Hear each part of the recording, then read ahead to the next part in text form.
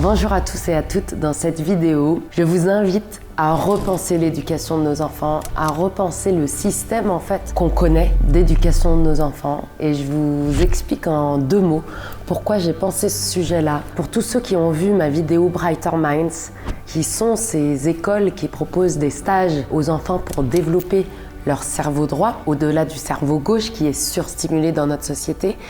Et quand j'ai découvert cette école-là, au premier lieu, j'ai découvert une vidéo où les enfants lisaient les yeux fermés. Je me suis dit, tiens, c'est de l'IA ou c'est vraiment un nouveau modèle d'apprentissage. Donc j'ai voulu rencontrer la directrice de ces écoles-là qui permet de faire ces stages et qui a implanté ça en Europe. C'est cette interview-là qui est disponible sur ma chaîne et c'est cette rencontre qui a accentué ma réflexion sur le sujet.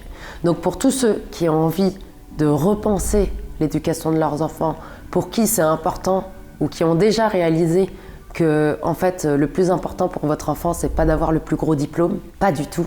Et dans cette vidéo, je vous explique quel est mon cheminement par rapport à ça. Et pour tous ceux qui ont envie d'aller sur un chemin d'exploration différent, où on va vraiment essayer d'aller repenser les choses pour que nos enfants puissent se connecter à leur talent et puissent l'exprimer, plutôt qu'ils soient des bons petits soldats qui ont des bonnes notes, qui seront des employés enfermés dans des bureaux pour payer les factures. Bref, c'est un peu ce questionnement osé que je vous propose aujourd'hui. Donc restez bien jusqu'au bout de la vidéo, parce qu'on va voir en quoi, pour moi, il faut repenser l'éducation de nos enfants et quelles sont les pistes d'exploration que je me pose en tant que maman.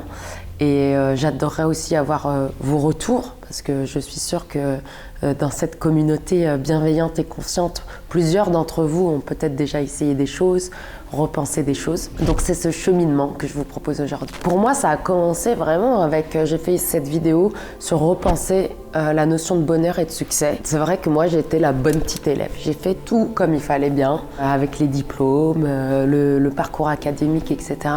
Et je me suis rendu compte que finalement, j'ai mis plus de 30 ans à trouver ma voie. J'ai réalisé aussi qu'on m'avait jamais appris à entreprendre, que j'étais une très très bonne employée, mais entreprendre, j'ai dû l'apprendre par moi-même. Et en fait, je me suis dit non, je ne souhaite pas que mon enfant mette 30 ans à savoir ce qu'il aime. Je ne souhaite pas ça pour lui. Et je ne souhaite pas que mon enfant rentre dans un système où on doit le réveiller le matin, lui couper son sommeil, le mettre sous des lampes coupées du soleil, sous une lumière artificielle, lui impose un stress continu d'avoir des bonnes notes. Et surtout, je souhaite plus entendre en fait d'enfants qui te disent « je vais à l'école pour avoir des bonnes notes, comme ça j'aurai de l'argent plus tard » ou « comme ça je vais pas être un sans-abri » ou Donc moi, ce genre de discours, vraiment, j'ai pas de mots, voilà, ça me fait mal au cœur. J'ai envie qu'un enfant, il ait envie d'apprendre, qu'il aille pas à l'école juste pour avoir des bonnes notes, pour un futur salaire. Il y a aussi ces chiffres alarmants de ces jeunes, aujourd'hui, à cause des réseaux sociaux, qui souhaitent que de l'argent, en fait. Et moi, je veux que mon enfant, je veux que nos enfants, je veux que les enfants de demain, c'est ça mon rêve, mon souhait, qu'ils soient connectés à leurs ressources, à leurs talents, qu'ils croient en eux et qu'ils fassent les choses parce que ça leur parle, parce qu'il y a une vibration, parce qu'ils sont inspirés à entreprendre ça. Et ce qui m'a fait vraiment basculer, c'est un film sur le homeschooling qui pour moi était vraiment, avant ce film-là, on m'a forcé à le voir et merci à la personne qui m'a forcé à le voir. Il y a un avant-après ce film-là. Pour moi, l'école à la maison était un truc complètement marginal. C'était même associé avec une idée que, en fait, nos enfants deviennent analphabètes. Et en fait, c'est une personne qui voyage dans ce documentaire et qui va à la rencontre de familles qui ont fait l'école à la maison. Et donc, parmi ces enfants-là, il y a des enfants qui ont même fait Harvard et Oxford. Donc, c'est pas qu'on ne peut pas avoir accès aux plus grandes universités, mais par contre, ils l'ont fait parce que ça servait un projet de cœur. Et là, c'est différent que vouloir un papier pour faire plaisir aux parents, pour se rassurer qu'on a réussi dans la société. Non. Réussir, c'est un sentiment intérieur. Ça repose pas sur l'extérieur. Et ça, vraiment, vraiment, c'est quelque chose que je souhaite que chaque enfant puisse intégrer déjà maintenant. Et je pense qu'en tant que parent, et pour les parents qui me regardent, c'est des questions qu'on se pose. Comment bien accompagner notre enfant, comment le faire développer ce talent-là, Et pour revenir sur ce film, ce documentaire, il y a une chose qui m'a marquée, c'est que les enfants qui ont fait l'école à la maison, ils ont plus l'amour d'apprendre que ceux qui sont dans le système normal. Et c'est vrai, moi, si je repense à mes études, je dois me rappeler peut-être de 10%. Mais ce dont je me rappelle, c'est les cours que j'ai adorés.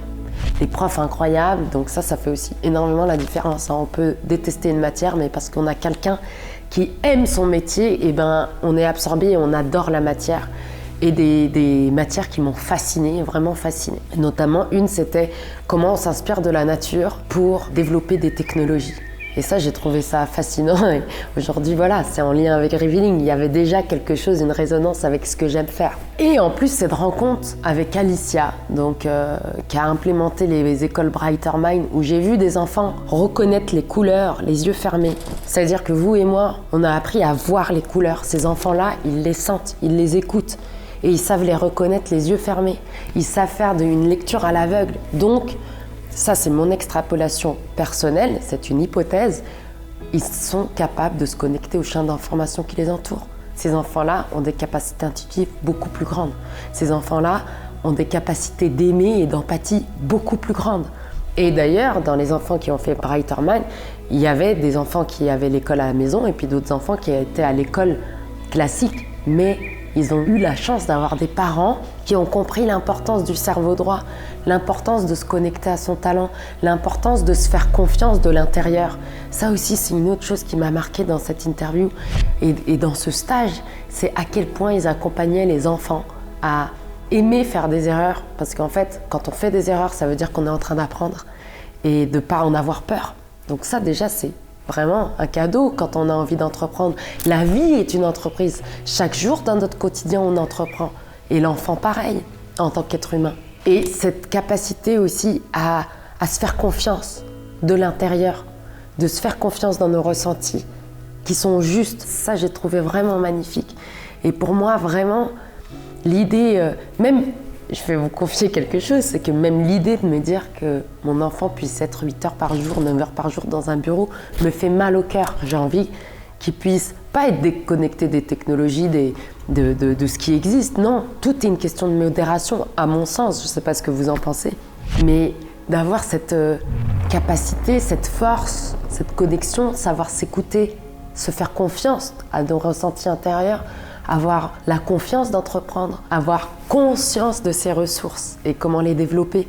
Enfin, tout ça, c'est des notions qui vont, pour moi, au-delà de la compétition, de la notion de compétition avec les notes. Et il y a des enfants qui sont très intelligents et qui ne fitent pas au système scolaire et qui se retrouvent avec des notes catastrophiques et qui développent un sentiment d'infériorité ou de dévalorisation alors qu'ils sont brillantissimes. Mais il faut juste les accompagner dans une voie qui leur parle plus. Je pense qu'aujourd'hui, vraiment, entre couper le sommeil de nos enfants, les couper de la nature, il y a de plus en plus d'écoles en nature, mais ce que moi j'ai connu, c'est encore très présent. Bon, il y a des améliorations dans certaines écoles, ils sont initiés au yoga, à la méditation déjà depuis le plus jeune âge, mais pour moi, il y a une nécessité de laisser l'enfant, de l'accompagner à développer son talent, de le laisser s'exprimer et de ne pas le réduire dans une forme d'éducation limitante alors que le potentiel humain est tellement, tellement grand. Voilà, c'est ce que j'avais envie de vous partager aujourd'hui dans cette vidéo. Je serais vraiment curieuse de savoir, est-ce que c'est important pour vous que votre enfant ait des grands diplômes? Comment est-ce que vous pensez l'éducation de vos enfants? N'hésitez pas à mettre tout ça en commentaire. Moi, c'est un des grands plaisirs de ces vidéos, c'est de vous lire, de lire vos commentaires, de lire vos partages.